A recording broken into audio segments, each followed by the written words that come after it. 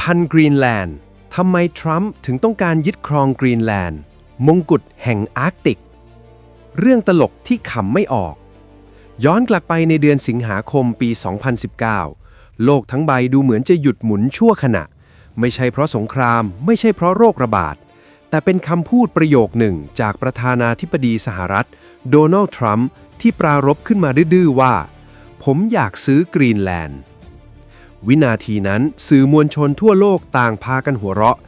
ชาวเน็ตพากันทำภาพมีมล้อเลียนตัดต่อตึกร้าฟ้าสีทองของทรัมป์ไปตั้งตระหง่านอยู่กลางทุ่งน้ำแข็งทุกคนมองว่านี่คือมุกตลกของเศรษฐีอสังหาริมทรัพย์ที่หลงยุคคิดว่าประเทศชาติคือที่ดินที่ซื้อขายกันได้ในตลาดสดบทที่ 1 ประวัติศาสตร์ที่ถูกลืม The Forgotten History หลายคนเข้าใจผิดคิดว่าทรัมป์คือคนแรกที่บ้าพอจะคิดซื้อเกาะขนาดใหญ่อันดับหนึ่งของโลกแต่ความจริงแล้วสหรัฐอเมริกามี obsession หรือความหลงไหลในกรีนแลนด์มานานกว่า150 ปีแล้วย้อนกลับไปปี 1867 ปีเดียวกับที่สหรัฐตัดสินใจซื้อ阿拉สกาจากรัสเซียในตอนนั้นวิลเลียมซูเวิร์ดรัฐมนตรีต่างประเทศสหรัฐผู้มองการไกลก็เสนอแนวคิดที่จะซื้อกรีนแลนด์และไอซ์แลนด์ด้วยเช่นกันเขามองเห็นสิ่งที่คนอื่นไม่เห็นนั่นคือวงแหวนแห่งความมั่นคงทางตอนเหนือแต่ครั้งที่จริงจังและใกล้เคียงความจริงที่สุดเกิดขึ้นหลังสงครามโลกครั้งที่2จบลงหมาดๆในปี 1946 ประธานาธิบดีแฮร์รี่ เอส ทรูแมนผู้สั่งทิ้งระเบิดนิวเคลียร์ที่ญี่ปุ่นทราบดีถึงภัยคุกคามใหม่จากสหภาพโซเวียตเขาจึงยื่นข้อเสนออย่างเป็นทางการให้เดนมาร์กทองคำมูลค่า$100 ล้านซึ่งเทียบเท่ากับเงินมหาศาลในปัจจุบันเพื่อแลกกับกรรมสิทธิ์ในกรีนแลนด์ทำไมทรูแมนถึงกล้าทุ่มขนาดนั้นเพราะบทเรียนจากสงครามโลกสอนให้รู้ว่าหากเยอรมนีนาซีเข้ายึดกรีนแลนด์ได้พวกเขาจะสามารถใช้มันเป็นฐานเพื่อส่งเครื่องบินมาทิ้งระเบิดใส่นิวยอร์กซิตี้หรือวอชิงตันดีซีได้อย่างง่ายดายกรีนแลนด์คือดาบที่จ่อคอหอยอเมริกาทรูแมนต้องการเปลี่ยนดาบเล่มนั้นเป็นโล่ของตัวเองแม้เดนมาร์กจะปฏิเสธในครั้งนั้นแต่สหรัฐไม่เคยถอยนำมาสู่การทำสนธิสัญญาป้องกันร่วมกันในปี 1951 ที่อนุญาตให้สหรัฐตั้งฐานทัพในกรีนแลนด์ได้และนั่นคือจุดเริ่มต้นของความลับทางการทหารที่ดำมืดที่สุดแห่งหนึ่งในยุคสงครามเย็น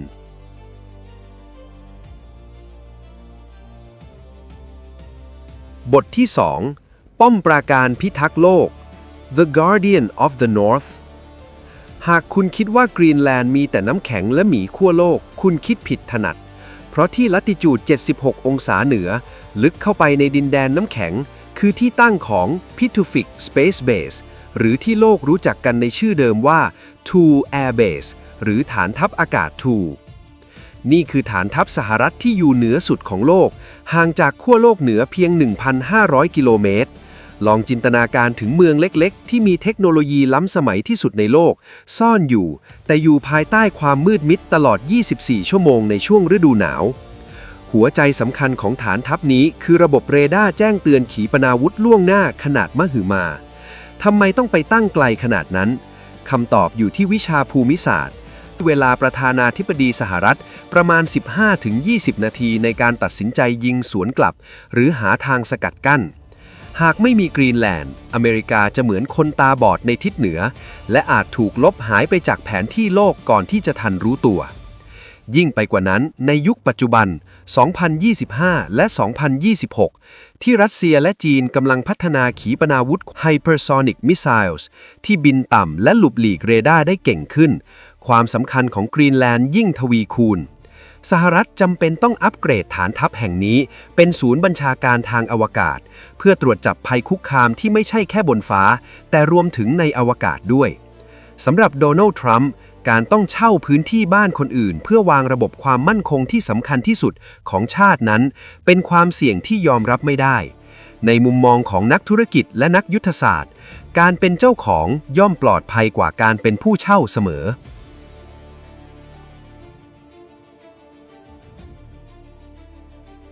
บทที่ 3 สงครามแร่หายาก The Rare Earth War แต่ แต่ความมั่นคงทางทหารเป็นเพียงครึ่งหนึ่งของเรื่องราวทั้งหมดอีกครึ่งหนึ่งซ่อนอยู่ใต้เท้าของเราใต้ชั้นหินและน้ำแข็งของกรีนแลนด์คือขุมทรัพย์ที่ประเมินมูลค่าไม่ได้และมันคือชนวนเหตุสำคัญของสงครามการค้าระหว่างสหรัฐและจีนเรากำลังพูดถึงแร่หายากหรือ Rare Earth Elements สารประกอบเคมี 17 ชนิดที่มีชื่ออ่านยากๆเช่นนิโอไดเมียมดิสโพรเซียมหรือเทอร์เบียมแต่ชีวิตพวกเราขาดมันไม่ได้แร่เหล่านี้คือหัวใจของเทคโนโลยีศตวรรษที่ 21 มันอยู่ใน iPhone ของคุณอยู่ในมอเตอร์รถไฟฟ้า EV ทุกคันอยู่ในกังหันลมผลิตไฟฟ้าและที่สำคัญที่สุดมันอยู่ในระบบนำวิถีของขีปนาวุธและเครื่องบินขับไล่ F-35 ของกองทัพสหรัฐปัญหาคืออะไรปัญหาคือปัจจุบันจีนคือผู้คุมกฎจีนครองส่วนแบ่งการตลาดแร่หายากของโลกเกือบ 90% ในขั้นตอนการแปรรูปจีนเคยขู่จะตัดการส่งออกแร่เหล่านี้ให้สหรัฐซึ่งนั่นเท่ากับเป็นการบีบคออุตสาหกรรมไฮเทคและกองทัพสหรัฐให้ตายทั้งเป็นและนี่คือที่มาของความหอมหวานของกรีนแลนด์นักธรณีวิทยาประเมินว่ากรีนแลนด์มีปริมาณแร่หายากสำรองมากพอที่จะเลี้ยงโลกทั้งใบได้หลายร้อยปีโดยเฉพาะที่เหมืองควานาฟิเอลทางตอนใต้ของเกาะทรัมป์และทีมยุทธศาสตร์ของเขารู้เรื่องนี้ดีพวกเขารู้ว่าบริษัทจีนพยายามเข้าไปลงทุนในเหมืองนี้มาตลอดทศวรรษที่ผ่านมาผ่านบริษัทลูกสหรัฐตื่นตระหนกอย่างหนักเพราะถ้าจีนได้กรีนแลนด์ไปอีกแห่งจีนจะผูกขาดตลาดนี้แบบเบ็ดเสร็จเด็ดขาดดังนั้นการที่ทรัมป์อยากได้กรีนแลนด์ไม่ใช่แค่เรื่องดินแดนแต่มันคือการหักกระดูกมังกรจีนตัดวงจรการผูกขาดและสร้างความมั่นคงทางทรัพยากรให้สหรัฐกลับมาเป็นมหาอำนาจผู้ผลิตอีกครั้ง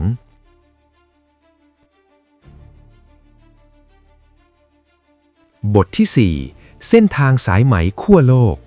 The Polar Silk Road เราพูดถึงทหารไปแล้วเราพูดถึงทรัพยากรไปแล้วแต่ยังมีอีกหนึ่งปัจจัยเร่งที่ทำให้กรีนแลนด์เนื้อหอมขึ้นมาอย่างผิดหูผิดตานั่นคือวิกฤตโลกร้อนในขณะที่เรากังวลเรื่องน้ำแข็งละลายมหาอำนาจกลับมองเห็นโอกาสเมื่อน้ำแข็งในมหาสมุทรอาร์กติกละลายมันได้เปิดเส้นทางเดินเรือใหม่ที่โลกไม่เคยใช้มาก่อนนั่นคือ Northern Sea Route หรือเส้นทางทะเลเหนือปกติแล้วการส่งของจากจีนไปยุโรปต้องผ่านช่องแคบมะละกาผ่านคลองสุเอซใช้เวลานานและมีความเสี่ยงแต่เส้นทางผ่านขั้วโลกเหนือนี้จะย่อโลกให้เล็กลงลดระยะเวลาเดินทางได้ถึง 40%จีนเรียกแผนการนี้ว่า Polar Silk Road หรือเส้นทางสายไหมขั้วโลกกรีนแลนด์ตั้งตระหง่านเป็นประการด่านสุดท้ายก่อนเข้าสู่มหาสมุทรแอตแลนติกทางตอนใต้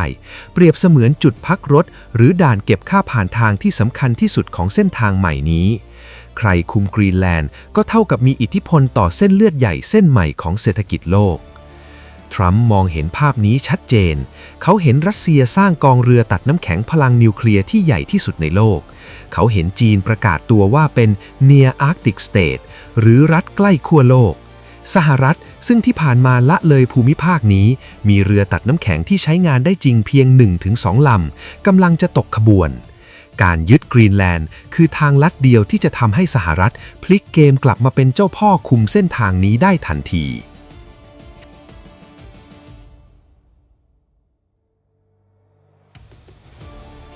บทที่ 5 เป็นไปได้จริงหรือ The Art of the Deal มาถึงคำถามที่ทุกคนสงสัยแล้วในทางปฏิบัติมันทำได้จริงหรือสหรัฐจะเดินกำเงินไปวางแล้วขอโฉนดคืนมาได้เลยหรือ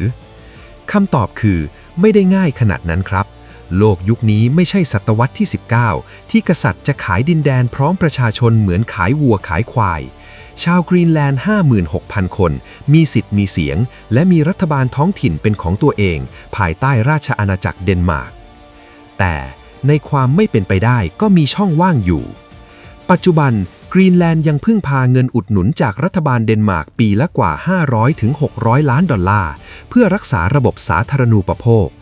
ทรัมป์มองจุดนี้เป็นเพนพอยต์ของเดนมาร์กและเป็น opportunity ของอเมริกา ยุทธศาสตร์ของทรัมป์อาจไม่ใช่การซื้อขาดทันที แต่คือการใช้ซอฟต์พาวเวอร์และฮาร์ดแคชเสนอเงินช่วยเหลือโดยตรง จ่ายเงินอุดหนุนแทนเดนมาร์กแลกกับสิทธิพิเศษทางทหารและทรัพยากรเปิดสถานกงสุลสหรัฐเปิดสถานกงสุลในเมืองนุกเพื่อสร้างสัมพันธ์โดยตรงกับนักการเมืองท้องถิ่นข้ามหัวเดนมาร์กสนับสนุนการประกาศเอกราชชาวกรีนแลนด์จำนวนมากฝันอยากเป็นเอกราชจากเดนมาร์กหากสหรัฐเสนอตัวเป็นผู้สนับสนุนเงินทุนรายใหม่แทนที่เดนมาร์กกรีนแลนด์อาจกลายเป็นรัฐอิสระที่อยู่ภายใต้การอารักขาของสหรัฐเหมือนที่ปัวโตริโกหรือหมู่เกาะอื่นๆเป็นอยู่มันคือการซื้อใจซื้ออิทธิพลและค่อยๆกลืนกินทางเศรษฐกิจจนกระทั่งวันหนึ่งกรีนแลนด์อาจจะใช้เงินดอลลาร์พูดภาษาอังกฤษและมีฐานทัพสหรัฐเต็มเกาะโดยไม่ต้องเปลี่ยนธงชาติด้วยซ้ำ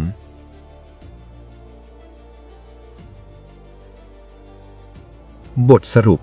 มหาอำนาจกับการช่วงชิงอนาคตเรื่องราวของกรีนแลนด์สอนให้เราเห็นความจริงที่โหดร้ายของโลกใบนี้ว่าสำหรับมหาอำนาจแล้วทุกตารางนิ้วคือหมากบนกระดานของความมั่นคงสิ่งที่โดนัลด์ทรัมป์ต้องการไม่ใช่แค่แผ่นน้ำแข็งแต่เขาต้องการหลักประกันหลักประกันว่านิวเคลียร์รัสเซียจะถูกสกัดกั้นหลักประกันว่าเทคโนโลยีสหรัฐจะมีวัตถุดิบผลิตไปตลอดกาลและหลักประกันว่าอเมริกาจะยังคงเป็นเบอร์หนึ่งของโลกทั้งบนบกในน้ำและในอาร์กติกดีลกรีนแลนด์อาจจะยังไม่เกิดขึ้นในวันนี้หรือพรุ่งนี้แต่ตราบใดที่น้ำแข็งยังละลายและการแข่งขันระหว่างมหาอำนาจยังดุเดือดสายตาของพญาอินทรีจะยังคงจ้องมองไปยังเกาะสีขาวแห่งนี้อย่างไม่กระพริบและชาวกรีนแลนด์เองก็อาจต้องเตรียมตัวเลือกข้างระหว่างเจ้าอาณานิคมเดิมที่คุ้นเคยอย่างยุโรปหรือมหาอำนาจใหม่ที่มากับข้อเสนอที่ปฏิเสธได้ยากอย่างอเมริกาสุดท้ายนี้เรื่องกรีนแลนด์อาจดูไกลตัวสำหรับหลายคนครับถ้ามหาอำนาจเริ่มแย่งชิงดินแดนกันด้วยเงินและกำลังทหารแบบนี้ได้คุณคิดว่าประเทศเล็กๆที่มีจุดยุทธศาสตร์สำคัญจะรอดพ้นจากเกมการเมืองโลกแบบนี้ไปได้ไหมถ้าวันหนึ่งมีมหาอำนาจมาเคาะประตูบ้านเราควรจะทำอย่างไรเพราะนี่ไม่ใช่เรื่องของกรีนแลนด์เท่านั้นแต่มันคือเรื่องของระเบียบโลกใหม่ที่เราทุกคนต้องเจอสำหรับวันนี้ขอบคุณที่ร่วมเดินทางสู่สุดขอบโลกไปกับเราขอบคุณและสวัสดีครับ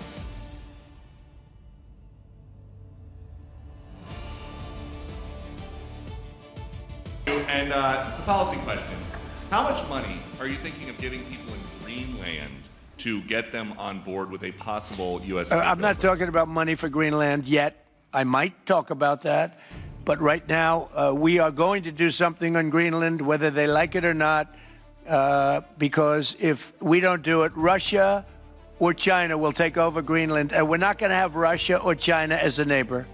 Okay?